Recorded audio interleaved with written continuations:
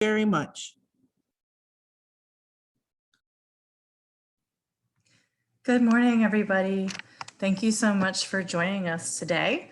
We're going to be talking about technology in adult education at Literacy Pittsburgh. My name is Nicole Menino Johnson, and I'm here today with my colleagues, Sarah Cole. Hello. Caitlin Griffiths. Hi, all. Julie Texera. Hi. And Jessica Orledge. Hi, everyone. So we're all going to talk a little bit about how we use technology in different areas of our organization at Literacy Pittsburgh. And at the end of all of our presentations, we will have a Q&A session. So if you have questions, you can feel free to put them in the chat or save them for the end. And we are looking forward to spending a little time with you this morning. Okay, so all of our programs are free. We offer adult reading, writing, and math skills. We offer high school equivalency, exam prep like GED and HiSET, career transitions programs, workplace literacy, ESL and citizenship courses, immigrant support through partnerships, family literacy, OASIS intergenerational tutoring, which is in several school districts in our area where seniors tutor students in those school districts after school.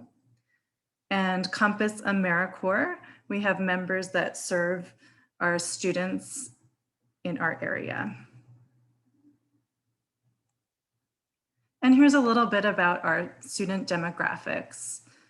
So 73% of our students represent a minority group, 65% are female, 80% are between the ages of 25 and 59, 23% are employed full-time, 65% are English language learners, and 49% self-report as low income.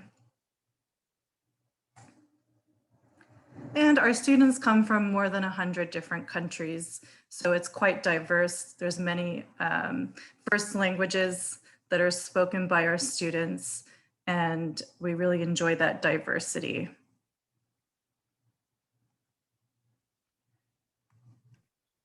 Thanks, Nicole. So Nicole gave us a little bit of framing or sense of what our program is like. I know oftentimes when you hear different presentations and you hear what people are doing, you're thinking, okay, well, who is it that they're working with? So we wanted to give you a little bit of background with what our particular context looks like before we start to get into kind of the meat of our presentation. And a lot of this presentation really is inspired by our experience on March 16th, 2020, when we found out our particular location was closing as a result of the pandemic. I imagine this is a very relatable and shared experience for a lot of other folks working in other programs. We really did experience a paradigm shift in terms of how we were able to serve all of the folks we typically work with. And so we realized that our student needs had changed really drastically since we weren't able to serve people in person. Also, some barriers came up for students, whether they be digital barriers or personal barriers to coming to class. We'll address that a little bit within the presentation. Caitlin and Jessica are going to talk about our family literacy program, but a lot of our students are families as well. And we noticed a lot of the family needs of the people that we serve really shifted as well. And during all that time, we really wanted to make sure that we gave some sense of continuity through sort of the chaos of everything that was happening when the pandemic first arrived.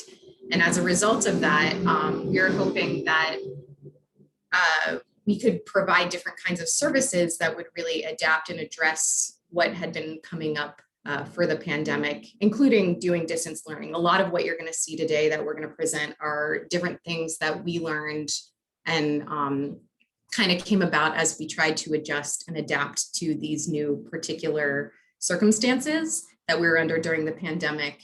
And as we've kind of had over a year now to work with some of these different practices, we really wanted to focus on some of the new opportunities that were presented via these different changes.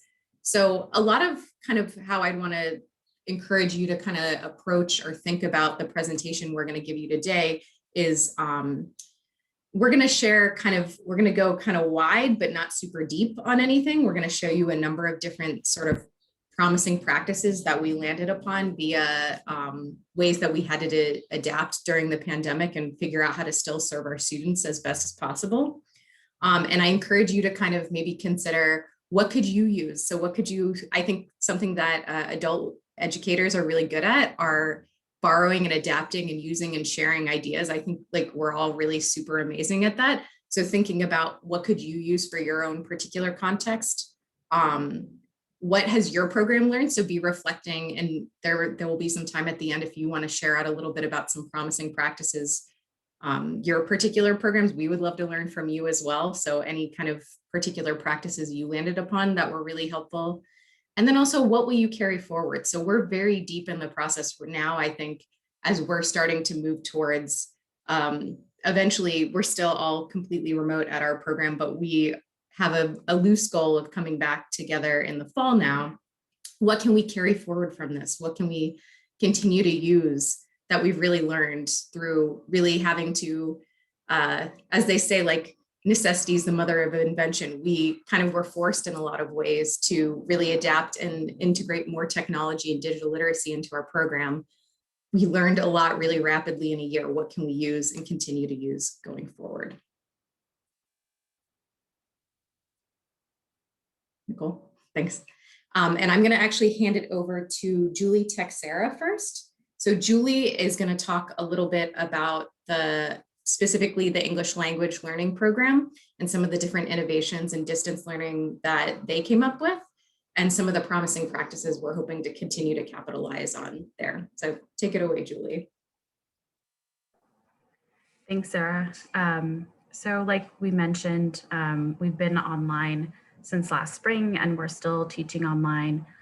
For our English classes, we offer classes that are foundations, so beginning level classes up to advanced classes, and along with specialty classes like business English, TOEFL, and citizenship, which Nicole will talk about later. I'll talk about some ways we've incorporated technology into our ELL classrooms and some successes we've had using tech in the classes. Just to give you a little more background about the students that we serve, we work with students from various digital backgrounds, various ages and education levels, and definitely different levels of comfort using tech. Most of our students are using their phones to access our Zoom classes and the various apps and websites we incorporate into classrooms. And we try to integrate technology so it's seamless with our content. We try to use it as extensions of what we're already using in class. The slide you're seeing right now is an outline of some of the tech that we use inside and outside of the class. I'll give you a brief, read through it with you and give you a brief explanation of how we use each feature. We started off using YouTube instructional videos. That started last spring. We explicitly teach Zoom functions in the class and try to use it in addition to conversation or other practices we have going on. We have teacherless classrooms. We do collaborative work on Google Docs and so using some of the other Google Suite accessible things. And we've incorporated project-based learning. We have a few examples to share with you today, such as podcasts, class blogs, and some informational videos. So I'll start off by talking to you about YouTube instructional videos. It's one of the things we implemented after the pause and eventual closure of our school. It's been in use for about a year, and we use the videos with all our classroom levels. We mainly use it to review vocabulary and to introduce and review language concepts taught in class. This allows for repetition for students. So we can advise students to go watch the video, get the repetition that they need, that we may not have time to offer inside of a classroom. And it also allows instructors to add more detail than what we have time for in class. So we can make these videos to be additions to what we're doing in class, to go a little more deeper with material that we may not have time for in, the 1.5 to 2 hour class times. We've also found it to be a good resource for our current students and for new students. For our current students who have gaps in attendance, they can use the videos to catch up and eventually return to class. So any missed period, we can refer to them to a video. They can watch as much as they need to, catch up, and hopefully it's a seamless transition back into class. And for our new students, just to give you a little more background, our program is open entry. So we have new students joining all the time. Sometimes we have students joining in the middle of a unit. And so we are using videos to give students an opportunity to see what we've been learning and to help provide background materials.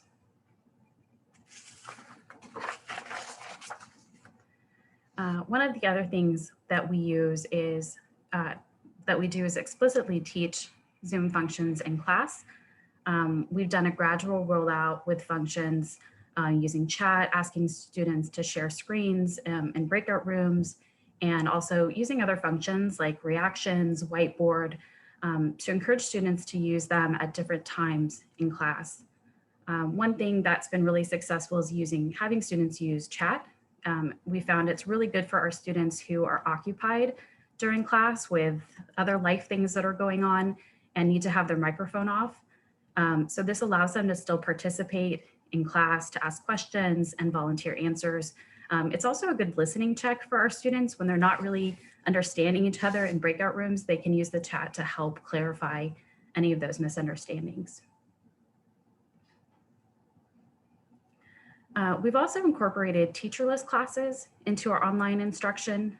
We typically have 2 instructional classes per week and 1 additional teacherless class.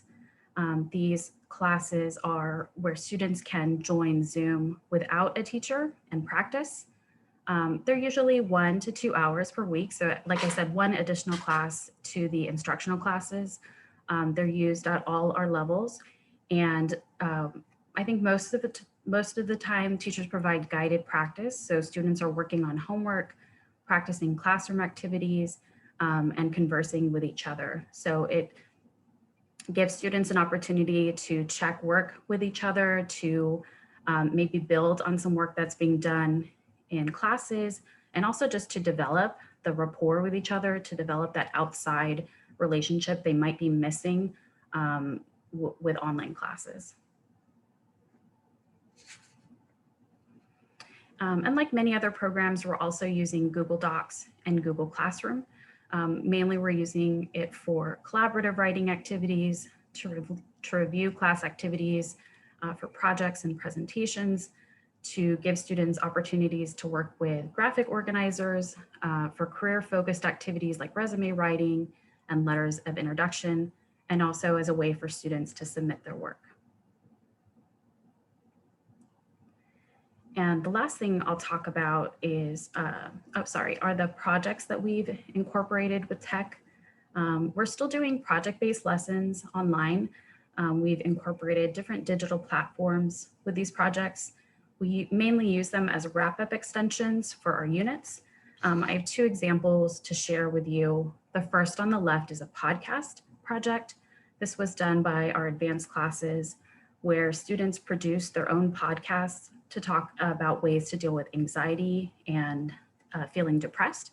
Both of these were extensions to a health unit that we finished.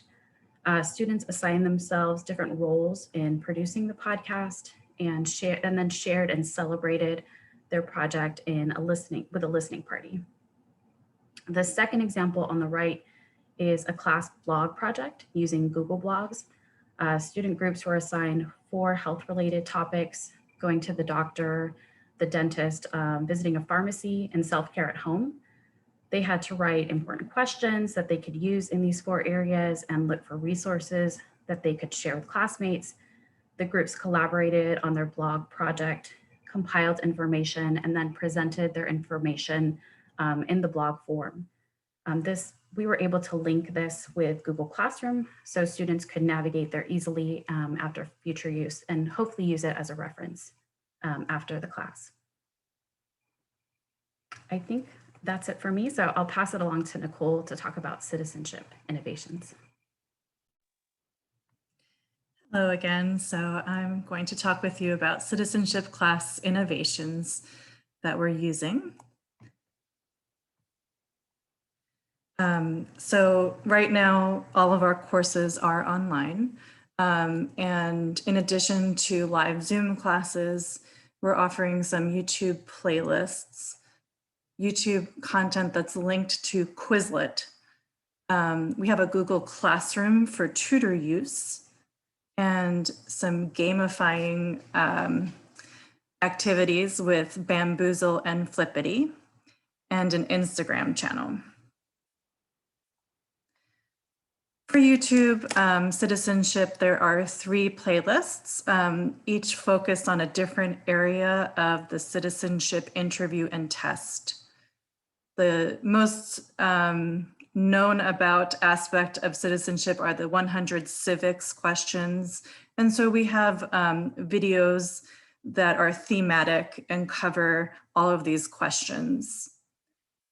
The next part is the N400, which is the name of the application. And this is a pretty difficult part of the citizenship test. And these are our most popular videos, both for students and for a larger online community.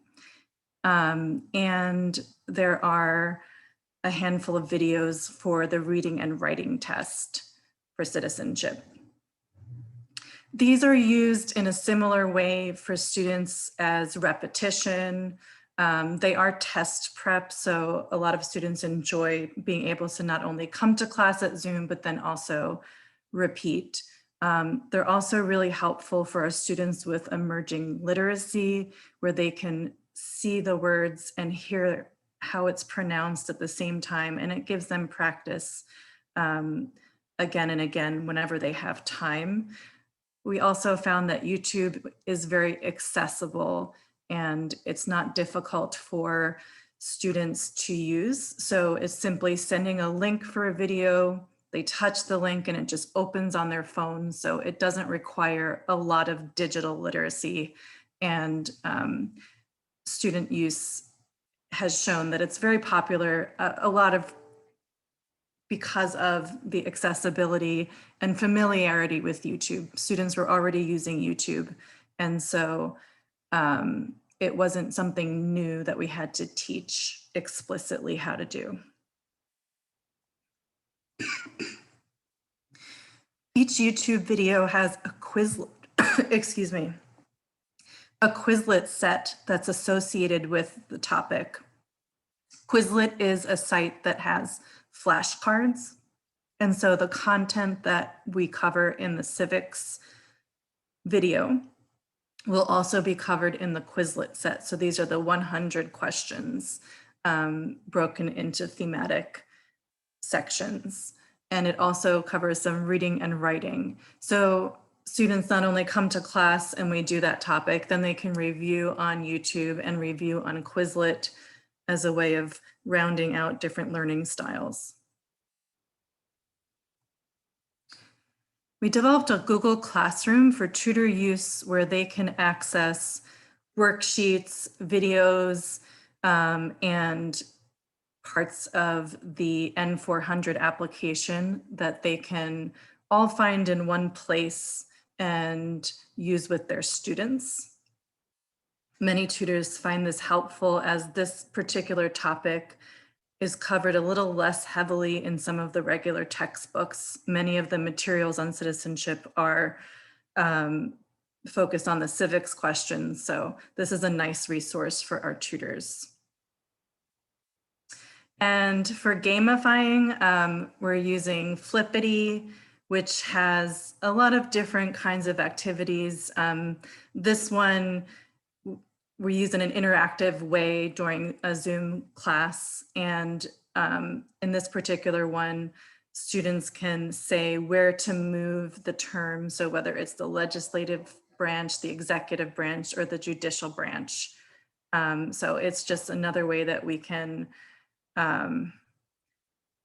diversify the online experience so that it's not just teacher talking, student talking, teacher talking, student talking. It makes it fun, and it's a nice way to review different concepts. And Bamboozle is kind of like Jeopardy, and students absolutely love this. And the Bamboozle Jeopardy quizzes are also kind of coordinated with the YouTube videos and the Quizlet sets and content. And for all the classes that I teach, this is one of the favorite parts, where they can pick a number and it shows a question, and then students can yell out a correct answer. And I am going to turn this over to Jessica.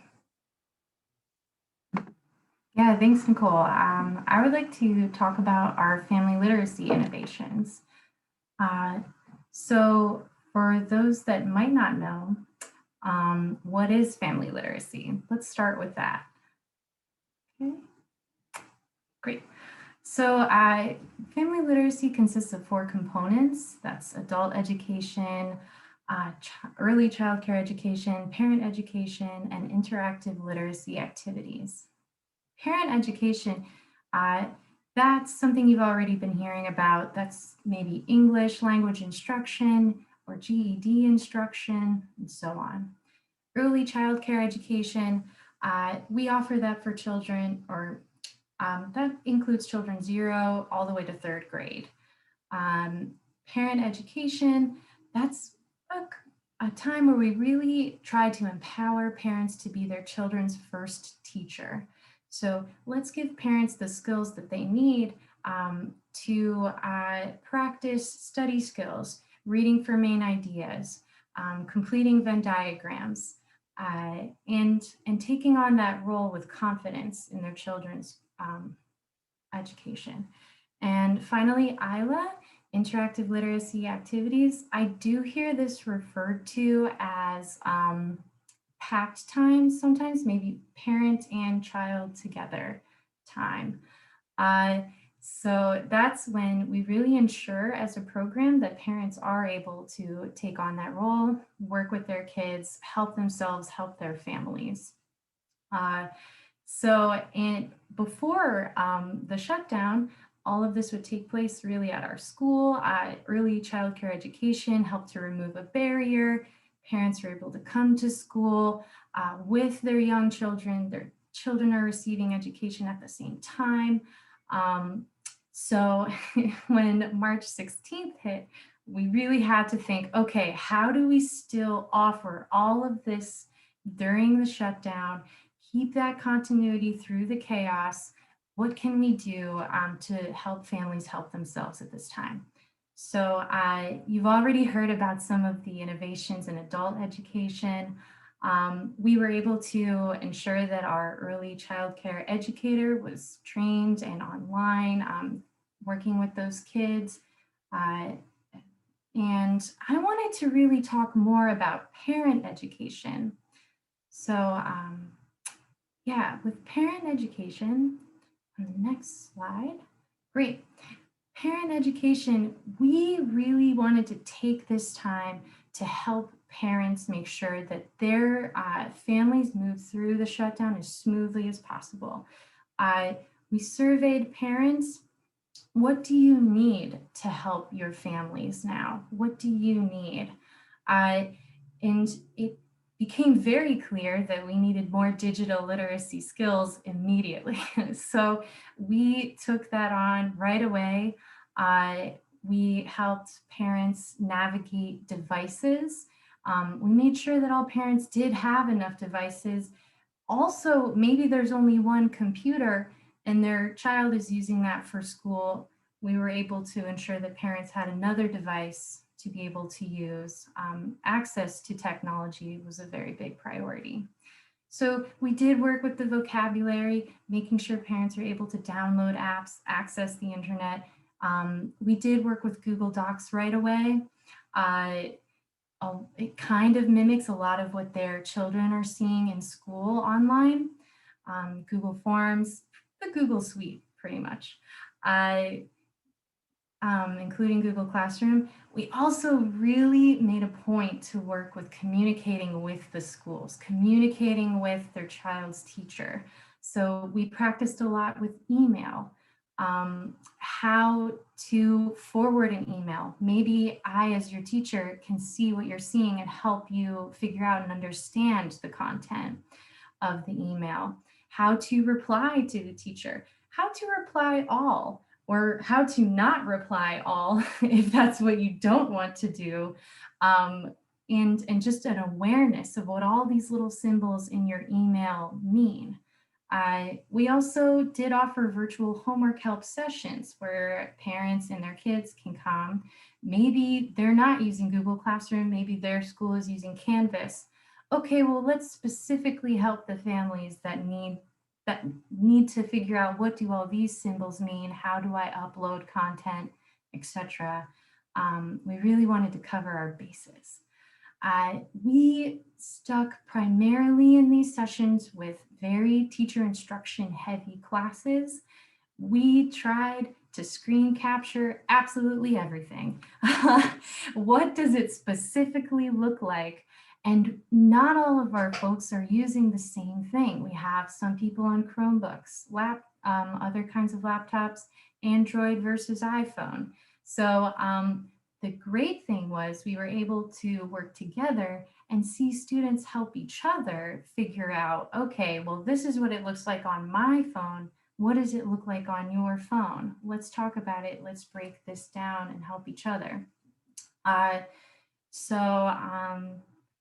Just to show some of what we worked on the next slide, we've definitely had a lot of success. Google Classroom was a way that we could still complete those activities. I'm sure many people here are using that too. One thing I'm really excited about is that we're kind of pushing that as far as we possibly can. People are also editing fonts, formatting fonts, changing colors. Ultimately, I think that can grow into parents being able to craft their own resumes and style it in the way that they want so that it's really eye-catching and really stands out maybe in a stack of other resumes. Again, I was really excited about this. You can see some of the emailing we've done. We did some role play, like this is your welcome to the new school district. Please attach your birth certificate, etc., other documents. We practiced, that might just sound very intuitive to you. Okay, let me just take a picture, I'll attach a document.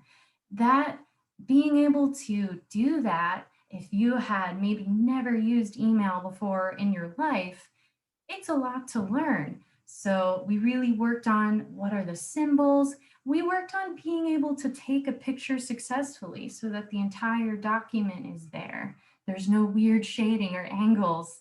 It was something we really had to explicitly and intentionally approach so that everybody would be able to do that successfully. I'm very proud to say that every student had been able to do that. And here's one example. We did not actually require people to send their real documents. So this was an example, but yeah, I think one of the best things that we will continue to do, ideally we'll offer some of the more consistent technology in our classrooms. I think that that's something that could help things run smoother, but even if our program or other programs are not able to do that, I think it's still an excellent idea to really dive into this technology, because I've seen students grow in their confidence in navigating technology. And that's the most incredible thing I've seen. People are able to ultimately navigate their phone with confidence and figure out, oh, this is how I do it. I don't even need to ask questions anymore. It's becoming intuitive. So that's the main goal. That's something I know we'll continue to work on.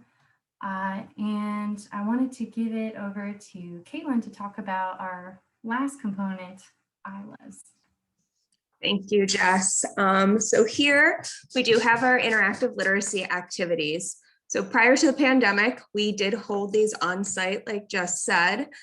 They were all in our kids' room, and we do either reading stories with families and doing activities after, or we would work with partner agencies to do different workshops, whether on the weekends, in the evenings, or sometimes even during class time. So we knew we had to keep this going for several reasons. One of which was the weekend we shut down, I was supposed to actually work with a partner agency doing one of these workshops. And so I knew there had to be a fast turnaround, so we were able to do this.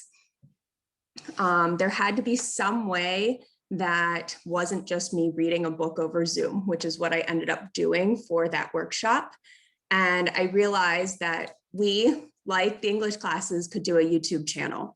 So we could provide the students with exactly what they were looking for, on-demand chances to get away. They didn't have to worry about what was going on in the world. They were able just to spend some time with their child, and they didn't have to feel that pressure to actually read the book themselves. They had the same friendly faces they already knew reading those books for them. We were able to bring happiness and relaxation to families. I had a couple parents even tell us that it was a great time just to hand their kids the YouTube channel and say, okay, watch a couple videos, leave me alone, let me go do laundry. Well, let me finish cooking dinner, which is something I knew even myself, because I have little ones, needed right then. It was just very stressful having all of these changes. So it's exactly what we did. I recruited lots of staff members to help me. We sent out an all staff email asking for people to read their favorite childhood books and get those videos up there. But we did do local outreach also. We got community members, other faces from school districts that our families are in. We got local celebrities, we got news anchors, people that our families would see daily normally to read these books so that they could still see those friendly faces they were used to. And we were able to get a whole bunch of stories up there and have them continue. So I've continued to make them for matching with the themes we use. I don't use them every class. I do read a lot of my books still live, but I will then record the story later. And on the screen, I actually have one video on the right-hand side. Pennsylvania's second lady, Giselle Fetterman, and her son, August, they read for us. And this was her YouTube video we played for our students. There is one that we had a live person actually come in, a local celebrity, to read for us. And then we also had just our normal live Zoom for Isla. And that one actually we were doing a scavenger hunt themed with the book. So we were trying to find new unique ways to also get our kids up and engaged with their families. And I think we were looking for the letter M in that because I see a lot of mayonnaise in the picture. But we took this chance to do fun things. I had craft bags that we sent home with families to go along with these books. It was just a nice chance for these families to still use the tech. They got to learn new skills like annotate, to be able to actually participate in some of these activities. We used some of the games that Nicole showed you earlier to also get them to do these, and the Google Suites that Jess and our other family literacy teachers worked so tirelessly to teach our families. So, and that was our Isla. So Nicole, I think it's back to you. Or maybe Sarah. Me. Sarah. Yeah, no problem. Thanks, Caitlin. You're welcome. Yeah, thank you. So to kind of round out our presentation, I'm also going to talk a little bit about a particular role that we started in our agency during the fall of 2020 as well. And that's my particular role actually, which is that of the Digital Literacy Fellow. This is something that I think is probably a little bit unique to our agency. Hold on just a moment. Thanks for your patience. This is a unique role that I took on for our particular agency that is a one-year position. So after this year, I'm going to step back into my particular position as an instructor where I work. But this really gave the chance to have this special role to really help build instructional capacity and expand some of our digital literacy and technology usage. So I was tasked with kind of researching, finding out about best practices, helping support other teachers, helping kind of build out plans within our agency to make sure that we're able to kind of institute this across our agency. As you might have gathered through all that you've seen so far, our agency is pretty big and there's a lot of different disparate parts. So I would think of myself as kind of a connector. So I'm also connecting people with each other, like, hey, have you noticed this person's doing this? This might work really well. Like this is happening in citizenship class. This might work really well in family literacy or something like that. Thank you, Nicole. So again, as I mentioned, this is a special role at our agency for this particular year. Another thing that I did a lot of was we have a pretty large tutoring part of our agency. A very large number of our students are also served by either one-on-one or small group tutoring. And as you might imagine, a lot of our tutors were a little intimidated to move from teaching or tutoring in person to moving online. So I did a lot of work building tutor and volunteer capacity, doing workshops on Zoom best practices. So how to best use Zoom, how to make sure you're really using Zoom in such a way that it's making class interactive. And then for folks who felt pretty comfortable with that and wanted to move into some more complex things, I said, okay, I want to do a little more with my students. I really want to integrate some more technology, whether it's to make class more interactive or to develop the digital literacy capacities in my students. I did another workshop or series of workshops on using additional digital tools. And then also I met with tutors one-on-one as needed. So some certain tutors were saying like, I really want to do this. I want to work more on writing. Like, how can I do more with writing? And I would work with people kind of on their particular needs and wants around that. In addition to working with the tutors and the volunteers that we work with, I also did a lot of work with staff. So our staff is really super smart and folks already kind of intuitively knew a lot of what their students would need. Sort of my role in that was facilitating, making sure that they knew what different opportunities and things were out there that they could use to accomplish the different tasks that they needed to with their students. So I did specific workshops around some different tools that were out there and resources that were there for some of the different instructors we work with to expand their digital capacities. And like with the tutors, I also did some one-on-one coaching. So some of the specific teachers would reach out to me and say, hey, I really want to be able to do this in my class. And I did it sort of an even more in-depth thing with some of the instructors that we work with, doing both self and class assessments of where they were at in terms of their comfort level around technology, what their students were able to do, maybe what they weren't sure if they were able to do or not, and what they were wanting them to do. And then also kind of working to help them track and set goals around what kind of digital literacy capacities were really most appropriate and really linked up with the specific goals of that particular class, and coming up with activities that would reinforce or give opportunity to practice that. And then kind of standing back after that and sort of being an accountability buddy. So checking in with those instructors saying like, how's it going? How have you been able to pace out, say you wanted to do some work around putting an attachment in an email, for example, like how did the lesson go? Where were there kind of hard parts? How are you going to follow up on this? How are you going to continue to kind of give your students an opportunity to practice with that? So a sounding board, sort of an accountability buddy. And then finally, another large part of my role was our agency kind of located the need that we really needed to figure out more about where our students were actually at with digital literacy, especially as we intend to use technology and develop digital literacy capacities even more beyond just the pandemic.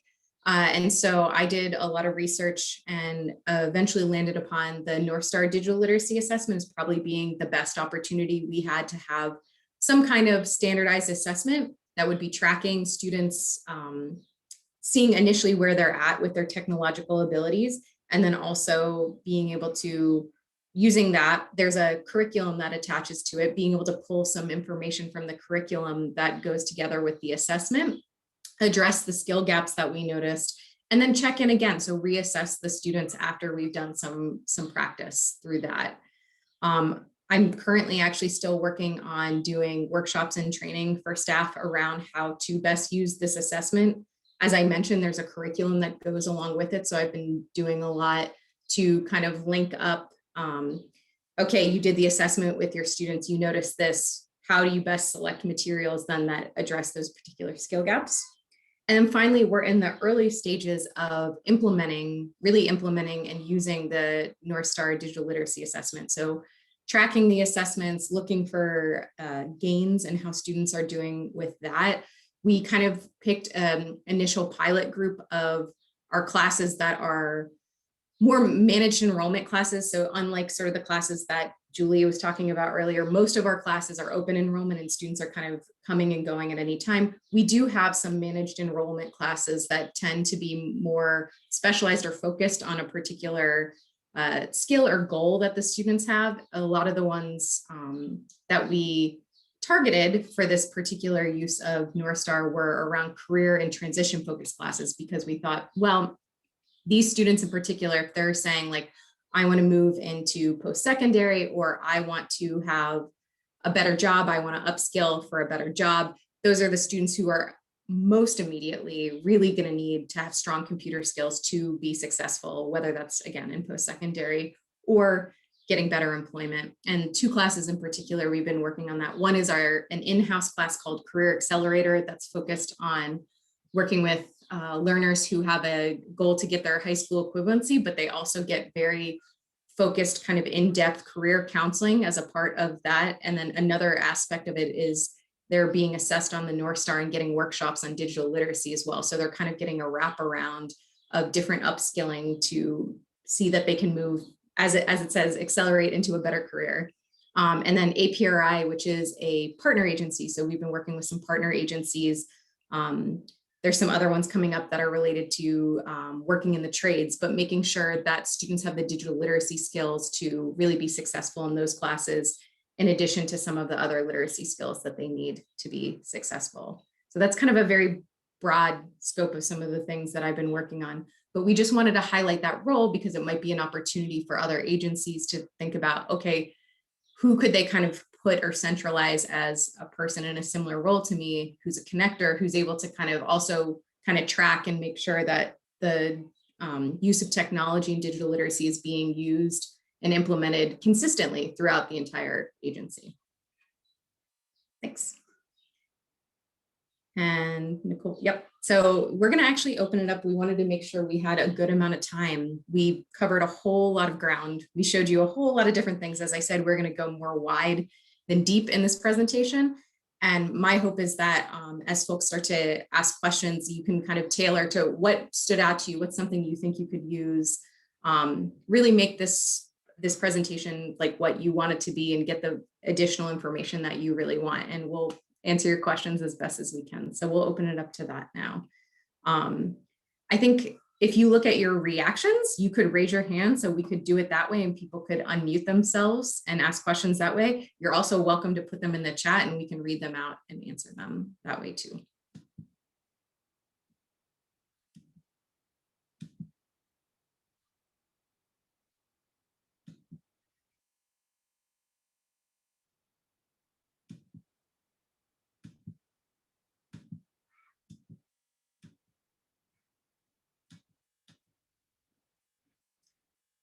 I see that Chuck has raised his hand. So Chuck, go ahead. And then after Chuck, I see that another person raised their hand. Jeff, we'll call on you next. So Chuck and then Jeff.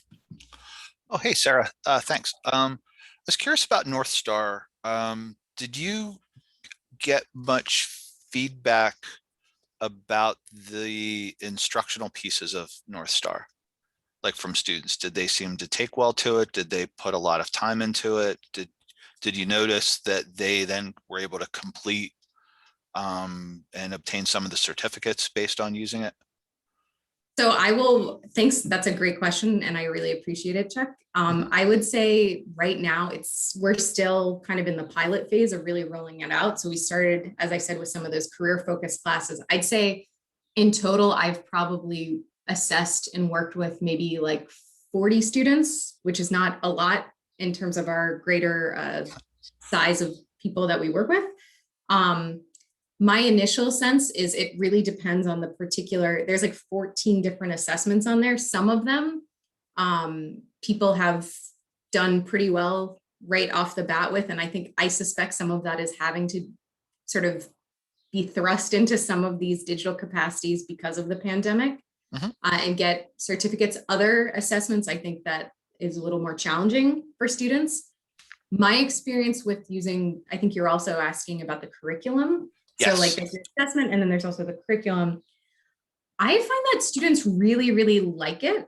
The only thing I would say, and that I've started to do a little bit, they do have kind of small built-in like practice opportunities. So doing some direct instruction, going over vocabulary, what things look like related to some of those digital capacities.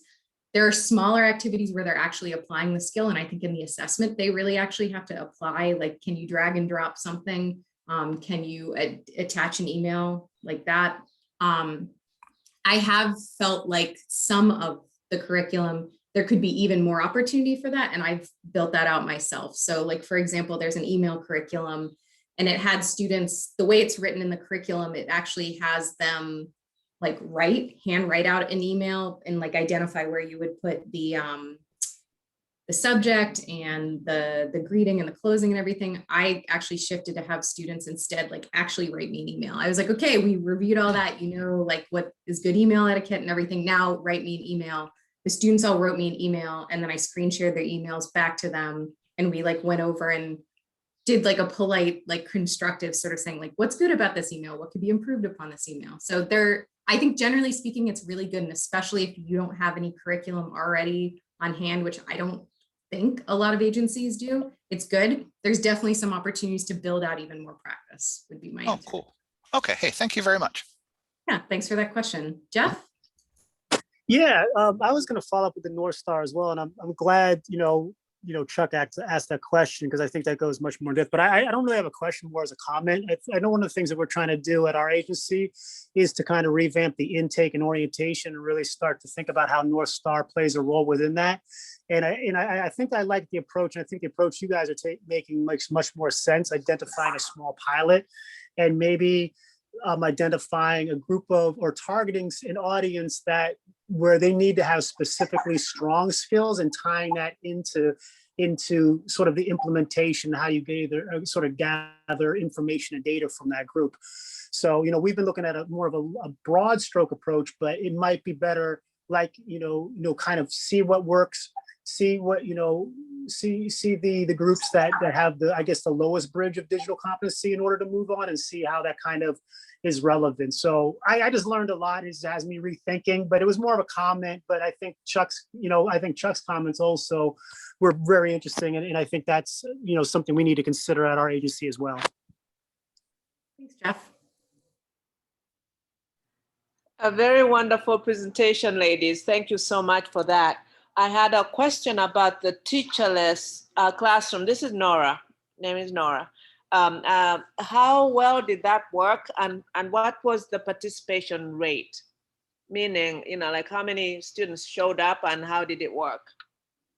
Julie, do you want to take this one? Sure. I think it's been pretty successful. I think the most successful classes have been really structured. So when students go into the class with an activity that they're either checking, like some kind of assessment that they're checking together that they're going to check again in class, or something that they're working on together, like something that they would do as a pair in class that the teacher is assigned for them to do in the teacherless classes.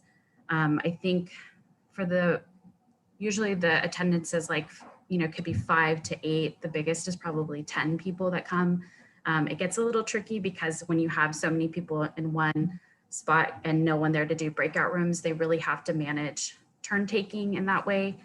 We've seen that some students take on leadership positions in this, and they'll kind of manage or mediate the students that are in there. So that's been great to see. And those students we've used them as breakout room helpers so that they can share screens and kind of use those skills in our instructional classes as well. Thank you so much. I was thinking of, trying that one day. Yeah, it's great. And what I've seen too, when we've had like conversation practice, students are exchanging phone numbers too, so that they're continuing this outside of a classroom setting. So that's really nice to see that it has an impact outside the classroom as well. I'm sorry to jump in here. This is Chuck again. Just so to kind of piggyback on that, I just wanted to let people know that the Wednesday at 9:30 a.m. session will be by somebody at World Education from up in Boston, talking about blended ESOL learning circles. So I think that's kind of similar to what they're talking about here, which it's kind of like student-driven instructional groups. So for those that are interested in that, that might be a good session to check out for a more specific look at like that little piece of all the great things that they're doing there at Literacy Pittsburgh. And to the questions about the recordings, yes, we are trying to record all of the sessions. They will need to be closed captioned. And our tentative plan is to put them, to basically post them on the conference webpage on the PA Adult Ed Resources site. So kind of like where they had the link to join, we should have then a link where you can access the videos. Hopefully, you know, it'll take a little while to close caption everything, but, you know, hopefully they'll be up within the next couple of weeks, I would hope. So thanks.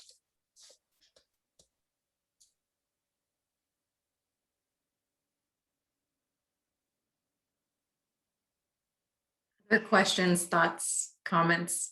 And we'd also welcome if you're doing something. So I like that Chuck kind of linked us to another presentation. I think that this is going to be a really great week to kind of connect different ideas. Is there anything you're doing that is really working in your programs or in your particular context? We'd love to hear about that too.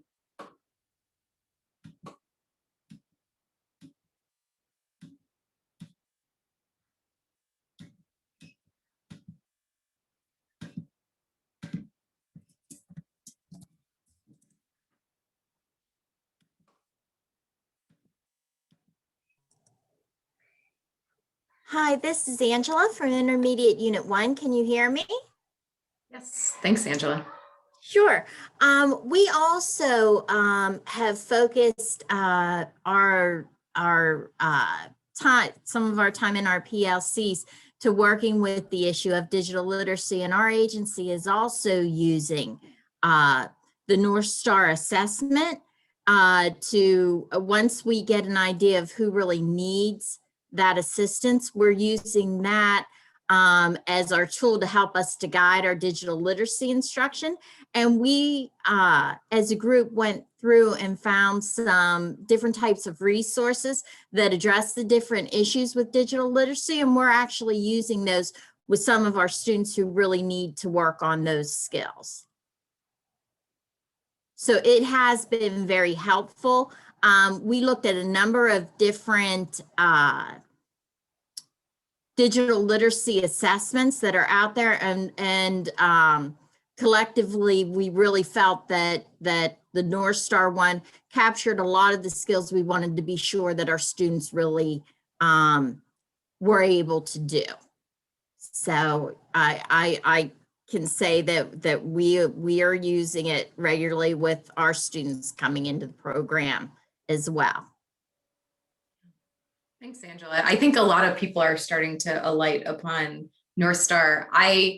While there are like other things, as you said, out there, a lot of what I've noticed, I don't know if you noticed this too, that they're more like self-assessments, which can be kind of hard. I think I'm honestly, for me to even assess like my own digital literacy capacities is kind of difficult. Whereas it actually is a little bit more standardized and helpful to like have it almost more, I think a lot of North Star is actually like task-based, like the students literally have to demonstrate within the assessment, like that they can carry out like a particular function, like click on the tab that helps you format font, something like that. Mm-hmm. It's easy to say like, oh yeah, I think I know how to do that versus like actually having to demonstrate the task. So that's what I found that's really helpful about that. Mm-hmm. I agree. And I see Jeff has his hand raised again, Jeff. Yeah, just a comment.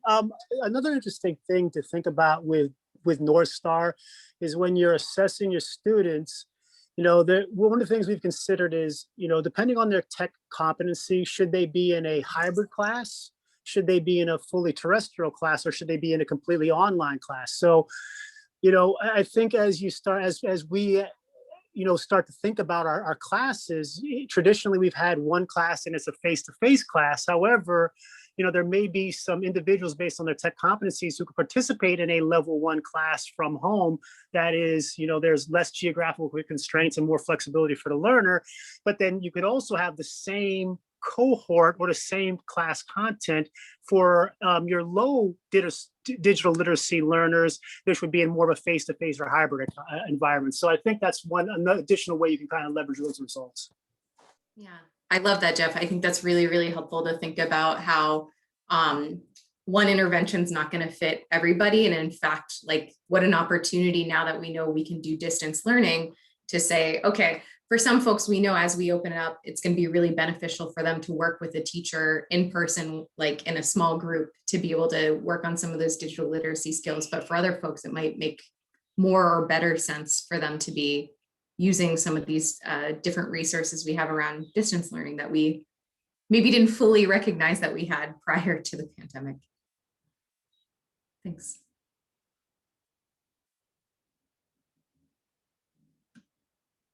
And I see, I was watching the chat. I know that Nancy shared about using live worksheets, which is a really cool resource too, where it's worksheets that Nancy's also my mom, so hi mom, but that you can use and interact with them on the internet. So it's like same sort of formatting you would use with worksheets if you're working in person, but instead these give the opportunity for students to fill them out and work on them that way. It's a cool resource as well. I'm scanning back through and seeing if we capture any other resources that folks are sharing. And I appreciate all the input about North Star too. It makes me feel even more confident and good about other agencies using it. And I'm hoping maybe our next go around, our next presentation or time we get together in this conference, I would love for like 1 year out from using North Star. What have we learned? What can we share? I'll propose that now, Chuck, if you want to put that in the next digital or technology and adult education conference. I'd love to have like a meeting group of people to share out about their experiences with North Star. Yeah, actually, I mean, that's obviously a great idea. You guys did a great job with this. We'll certainly likely rubber stamp anything you guys would propose to do next year.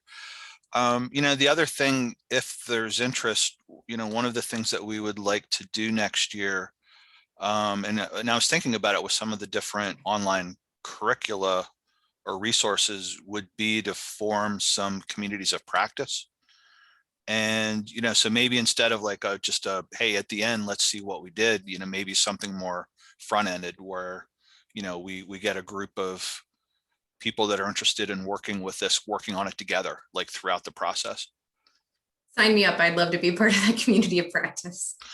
Okay, yeah, we'll probably try to send something out about some of the different resources we're thinking about that with, probably during the summer, and so that we can get people working on it in the fall or sooner. We'll see. And don't be afraid to reach out to me about that as well then. Okay. Because I'm an airhead. And Jeff, are you raising your hand again? Oh, no, I don't think I put it down. Sorry. Okay, it's okay. I was just checking. And then I see in the chat also Padlet. Yeah, Padlet is also a really great source for having students share materials. Also, I've seen Padlet used really, really well in some different professional development opportunities and other adult learners working with each other and sharing things that way too. So thanks for sharing that. Any other questions, comments, thoughts, things you're gonna bring forward? Something you can steal or something you can share with us so we can steal? Jamboard. Yeah, Jamboard's a great one as well. So Jamboard, kind of like even more, if you've used the whiteboard or the annotation in Zoom, Jamboard being a good one to like even more tricked out kind of using of a whiteboard. People can put pictures. I've seen some teachers do some really cool stuff around having their students do presentations using Jamboard and using those slides, using templates of that. So thanks for that too.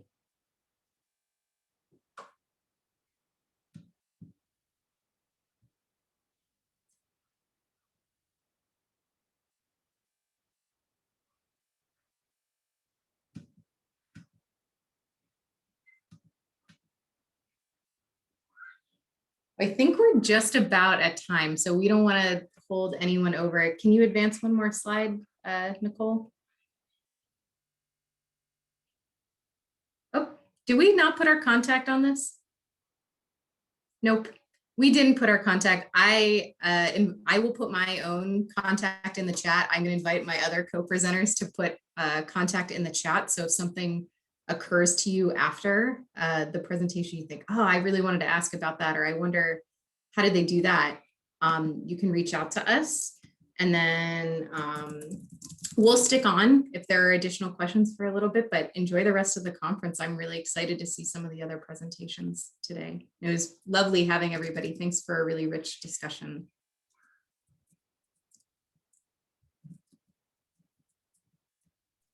Hi, this is Sue, the moderator. I'll hold this open for a few more minutes and actually keep the recording going because there may be some great information that comes in the next few minutes. Thank you, everyone, and great presentation. Thanks, Sue.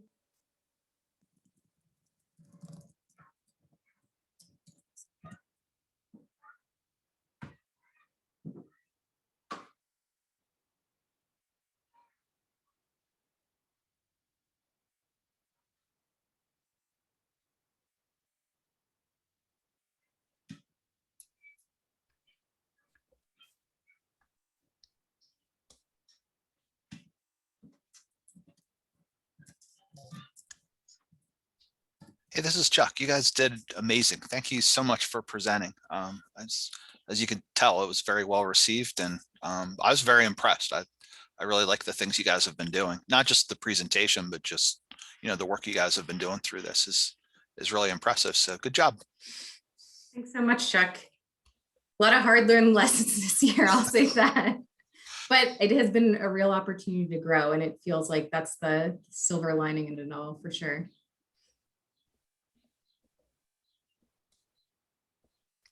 Yeah, there wasn't as much commentary about it, but I really like the idea of the YouTube videos. I mean, I think I really love to see programs and teachers using video more in this type of an environment. So I just thought that was really awesome. I just didn't have any questions to ask about it. So, but I did want to mention, you know, everybody latched on to North Star, but, you know, I think just the comprehensive package that you guys have been doing is really good. Thanks again. Yeah, I do appreciate the videos too. It's something that can continue to help, you know, once you record the vocabulary, it's there. Exactly. And tutors have access to it. I know I've had students say that they just hang out on the couch and just like scroll through and watch all the videos, even if it's not their class. So people have been really enjoying those. Thanks for mentioning that. Oh,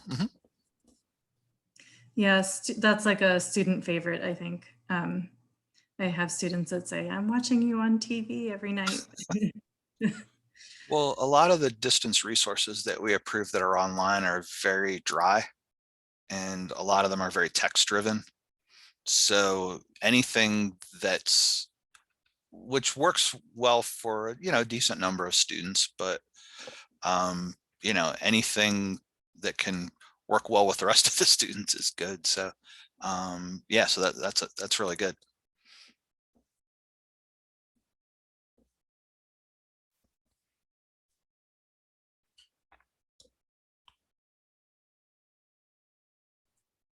Well, I think there aren't any more questions. So you can probably stop recording if you haven't already. No, I will do so now. Thank you very much.